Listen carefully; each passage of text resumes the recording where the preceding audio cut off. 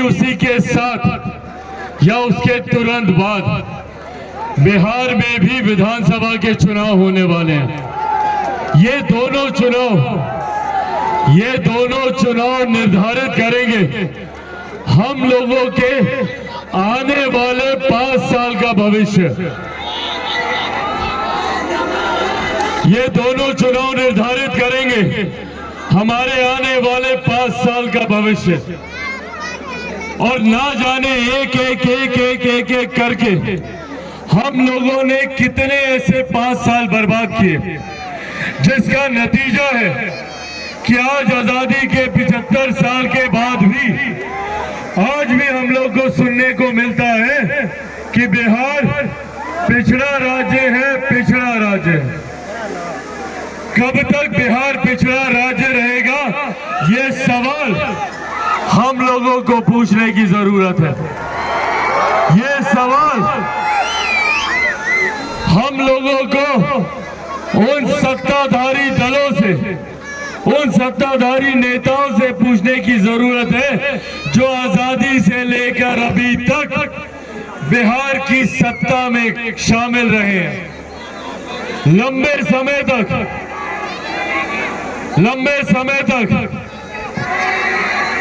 कांग्रेस सत्ता में रही। उसके बाद हम लोगों ने राजद का भी राज देखा और पिछले 19 साल से बिहार में मौजूदा मुख्यमंत्री नीतीश कुमार जी बिहार के मुख्यमंत्री हैं। पूछे इन राजनीतिक दलों से और इन नेताओं से कि इन 75 सालों में बिहार में विकास क्यों नहीं हो पाया। पूछे इनसे कि बिहार में कारखाने क्यों नहीं खुल पाए, बिहार में बेहतर शिक्षा, बेहतर रोजगार, बेहतर स्वास्थ्य सेवाएं क्यों नहीं आ पाई। मैं दिल्ली में रहा हूं, बंबई में मैंने काम किया, वहां पर मैंने देखा कि किस तरीके से बिहारियों को अपमानित किया जाता है। मेरा सवाल है कि क्यों बिहारियों को दूसरे राज्य जाना पड़ता है शिक्षा के लिए, रोजगार के लिए। मैंने आज तक कभी नहीं सुना कि कोई बंबई का लड़का या लड़की बिहार आया हो शिक्षा के लिए या रोजगार के लिए। आप लोगों ने सुना क्या? दिल्ली से कोई लड़का या लड़की बिहार आए रोजगार के लिए? तो फिर क्यों सिर्फ हम बिहारियों को ही बिहार छोड़कर अपने माता पिता, दादा दादी, चाचा चाची, नाना नानी, यार दोस्त, अड़ोस पड़ोस सबको छोड़कर क्यों हम लोग को दूसरे राज्य जाना पड़ता है? चाची, जाता है ना बच्चा लोग दूसरा राज्य? जाता है कि नहीं?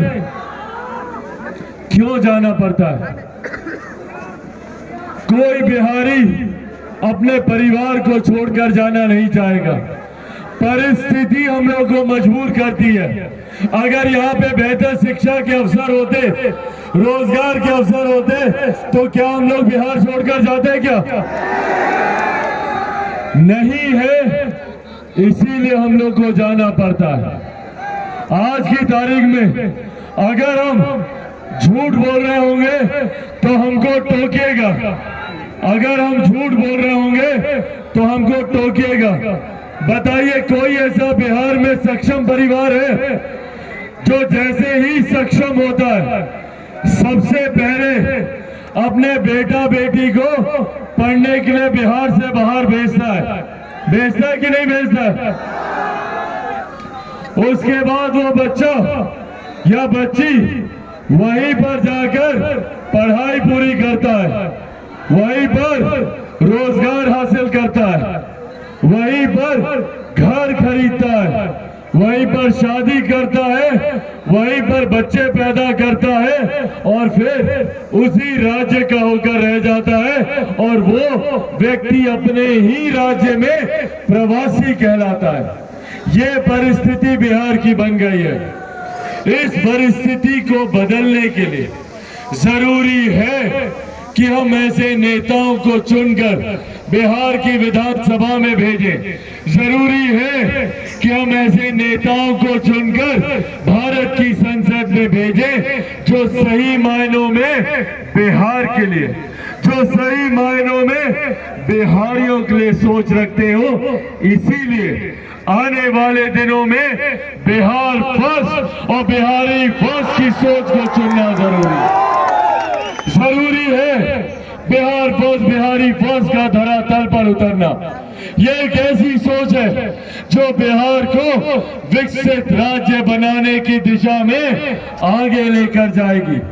बिहार फर्स्ट, बिहारी फर्स्ट न सिर्फ बिहार में बेहतर शिक्षा की बात करता है, न सिर्फ हर प्रखंड में नहीं, हर पंचायत में मेडिकल इंजीनियरिंग कॉलेज की बात करता है, न सिर्फ बेहतर प्राथमिक शिक्षा की बात करता है, बल्कि शिक्षा से जुड़ी हुई जितनी समस्याएं हैं। आज हम लोग का डिग्री का कोर्स कितने सालों में पूरा होता है? कितने साल में? 5 साल में। 3 साल का कोर्स 5 6 साल में पूरा होता है। ये बिहार की शिक्षा व्यवस्था है। बिहार एक ऐसा राज्य है जहाँ पे छात्र से लेकर शिक्षक तक लाठी खाने के लिए मजबूर होते हैं। बिहार एक ऐसा राज्य है जो कभी शिक्षा के लिए देश में ही नहीं दुनिया में जाना जाता था। बगल में ही नालंदा है। नालंदा यूनिवर्सिटी पर हम लोग आज से दशकों पहले गर्व करते थे, जब देश तो क्या दुनिया ने भी शिक्षा के महत्व को नहीं जाना था। आज जब अलग अलग देशों के राष्ट्राध्यक्ष जब भारत आते हैं तो उस वक्त महामहिम राष्ट्रपति जी के द्वारा जो भोज दिया जाता है, उसके बैकड्रॉप पे हमारे प्रधानमंत्री नालंदा यूनिवर्सिटी की तस्वीर लगाते हैं। ये गौरवशाली इतिहास रहा है मेरे प्रदेश का। पर आज वही प्रदेश अपने बच्चों तक को पढ़ाने में सक्षम नहीं है।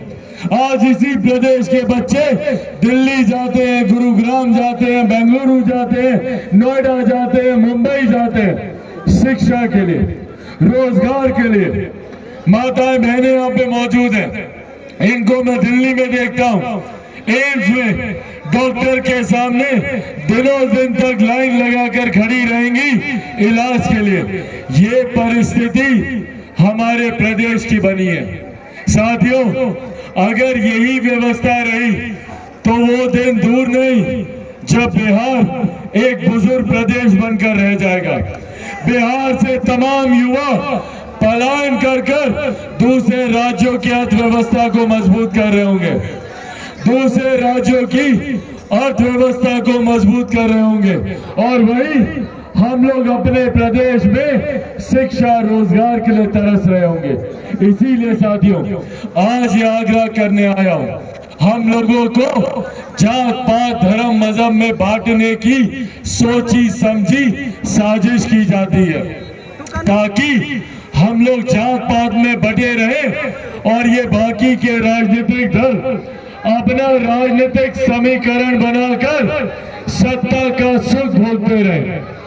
इन लोगों ने लंबे समय तक हम लोगों को जातियों में बांटा, भाई को भाई से अलग करने का काम किया, दलित को महादलित किया, पिछड़ा को अति पिछड़ा किया, कभी अगड़ा, कभी पिछड़ा, कभी हिंदू, कभी मुस्लिम, सिर्फ जातियों में बांटने का काम किया।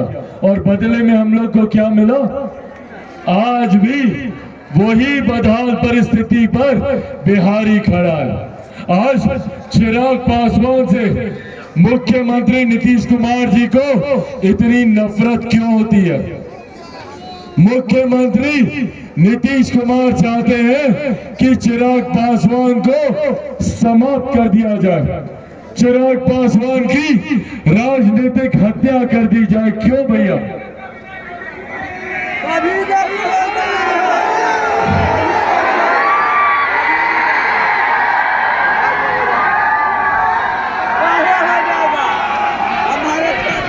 कसूर है चिराग पासवान का। चिराग पासवान का कसूर बस इतना ही है ना कि चिराग पासवान बिहार के बच्चों की भविष्य की चिंता करता है, बुजुर्गों की चिंता करता है, महिलाओं के सम्मान की चिंता करता है, बिहार के युवाओं की चिंता करता है, बिहार के किसानों की चिंता करता है, बिहार के मजदूरों की चिंता करता है। इसीलिए ये तमाम शक्तिशाली लोग चिराग पासवान को समाप्त कर देना चाहते हैं।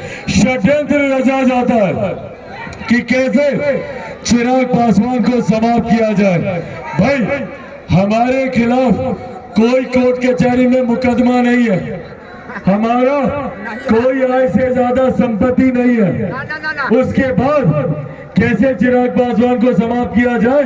तो इसके परिवार को तोड़ दो, इसको अपने ही परिवार से अलग कर दो, चिराग पासवान टूट जाएगा। नहीं टूटा चिराग पासवान। फिर साजिश रची गई, फिर साजिश रची गई कि चिराग पासवान को इसी की पार्टी से निकालकर बाहर फेंक दो, चिराग पासवान टूट जाएगा। नहीं टूटा चिराग पासवान।